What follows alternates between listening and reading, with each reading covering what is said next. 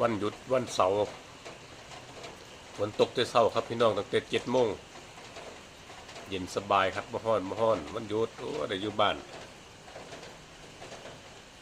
ฝนตกเย็นสบายเขียวชอุ่ม